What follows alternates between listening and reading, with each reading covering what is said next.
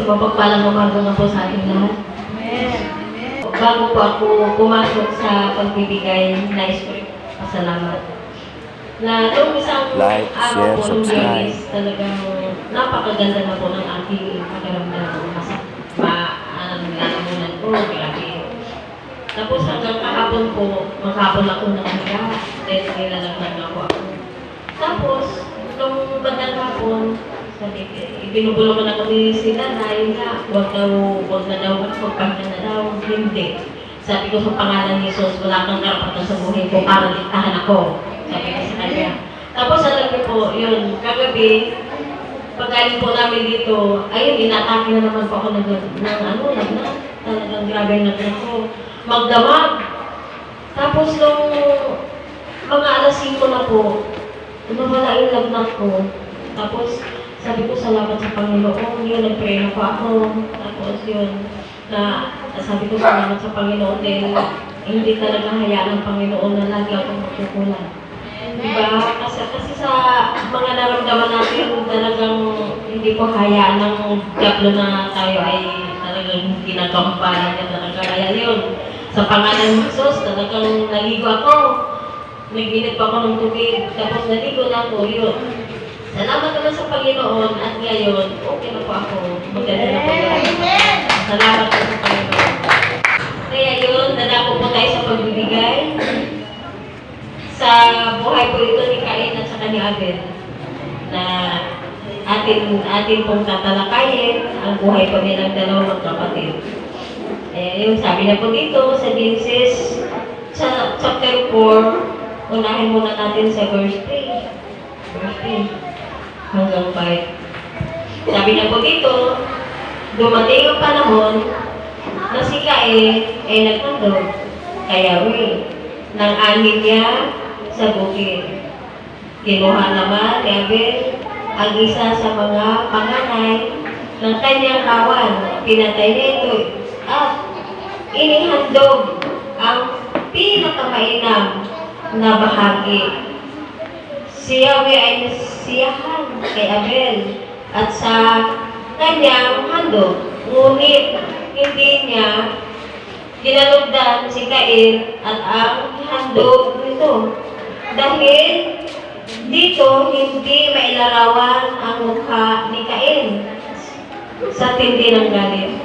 O di ba po, kapag tayo po ay maayos ang ating kawa, bakit po tayo magagalit? Di ba po, na kung saan makailangan natin pinakamainam, pinakamaayos ang ibibigay natin, di ba po, sa katulad po sa buhay po ni Cain, na talagang naghari po ang galit sa kanyang puso. Di ba po? Maging sa buhay po ni Abel, di ba po, yun. Kaya kinalugdan ng ating Panginoon ang kanyang handog dahil pinili niya po yung pinakamainam para ihandog sa ating Panginoon. Dahil karapat-dapat lang po siya handugan ng pinakamainam, pinakamahusay.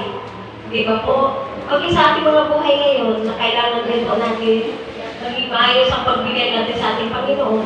Di ba po? Kasi ang Panginoon po ang ating hinahandugan, hindi po tao. Di ba po? Kaya yun, kailangan po natin handugan ang ating Panginoon na sa pamamagitan ng ating mga pananalapi, bigyan natin siya ng pinakamainam na handog para sa Kanya. Di ba po? Para masiyahan ang Panginoon sa ating mga handog.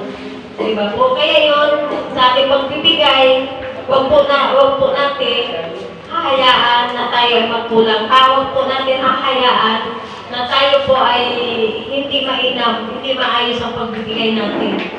Di ba po? Kailangan po natin ayusin ang pagbibigay. Katulad nung ikasampung bahagi, di ba po?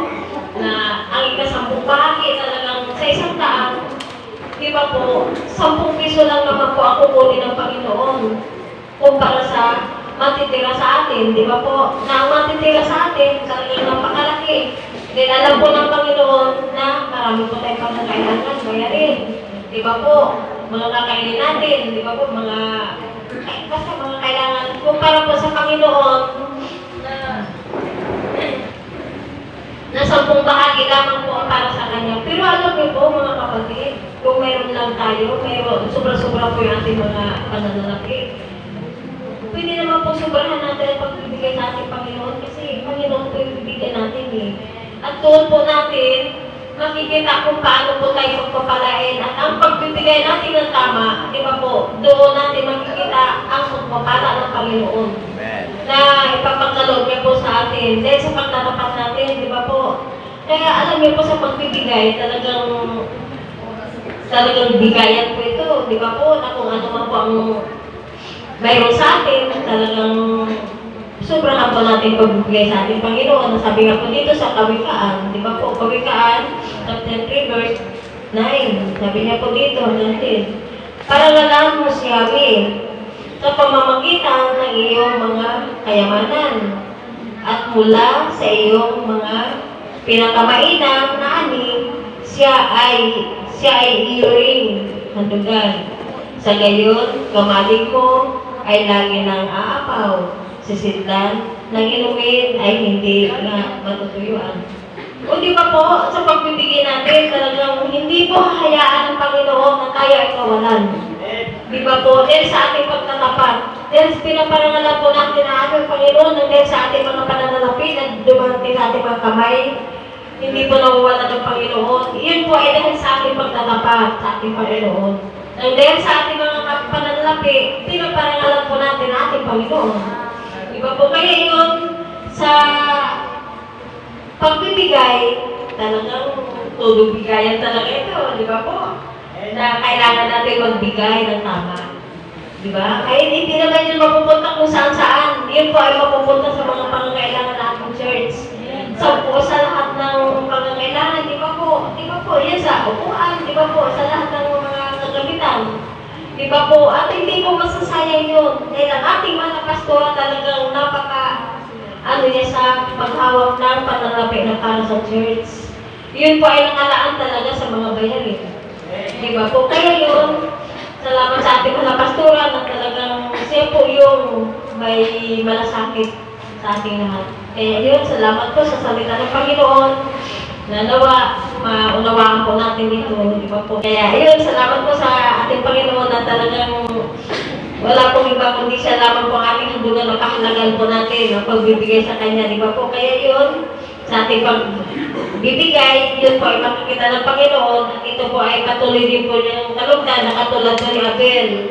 Yun po ay lalakaran din po natin ang ginawa ni Abel na talagang binigay niya po ang pinakamainam na handog. Di ba po? Kaya yun, dadako din po tayo sa ating mga pastura na kung saan ito man din po ay siya rin po dapat din natin handugan. Sabi niya po dito sa Mateo sa 13 verse 42, sabi niya po dito, tandaan ninyo, sino mang magbigay kahit isang basong malamig na tubig sa isa sa mga maliliit na ito dahil sa siya'y alagad ko, siya'y tiyak na tatanggap ng gandi pala. Yun sa ating mga pastora, din sa pailingkod ng ating Panginoon, tiyak na tayo ay gagandi palaan din ng Panginoon at galing po sa Panginoon kapag tayo ay naghandog din sa ating mga pastora, di ba po? Kasi siya po ay lingkod ng ating Panginoon, kaya dapat lang din tayo na pagpapala, makatanggap ng pagpapala, di ba po, nagaling sa ating Panginoon, di ba po, dahil sa siya lingkod ng ating Panginoon, tatanggap din po tayo ng gantimpala, di ba po? Kaya yun, tayo magbigay. Meron po dyan, tayo sinupirin, mag-gift, mag-isa salo-salo, at saka sa misyon. Sa misyon, kailangan din po yan sa mga umahayo, di ba po? At saka sa mga, kung saan po, na ginagamit ang mga ng lingkod ng Panginoon, iyon po ay ang misyon na yan. Mag-isa salo-salo, sa salo-salo, sa unang linggo, iyon po ay magagamit din po yan. Kaya yun, sige po, patuloy po tayo magbigay.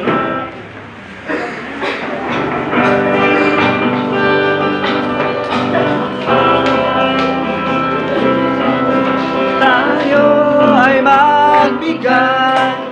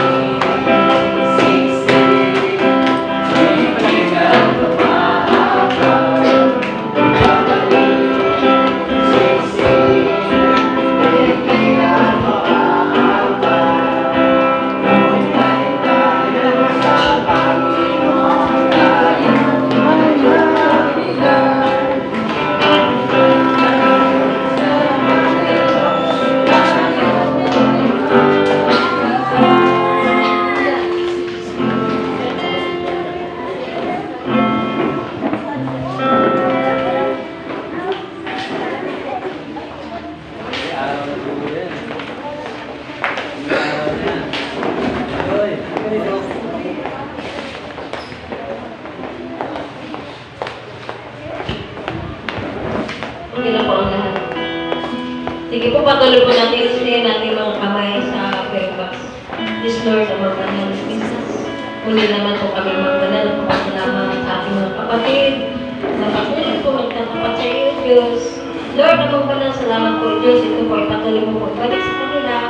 Lord. Siksik, liglig, Yes, Jesus. Yung mga pagpapala na ito is Jesus. Lord, maraming salamat po, Diyos. Salamat po, Ama Jesus. At ang mga pananalapit nito, ito ay magamit lamang po sa iyo, Jesus. Para nailangan ni Jesus.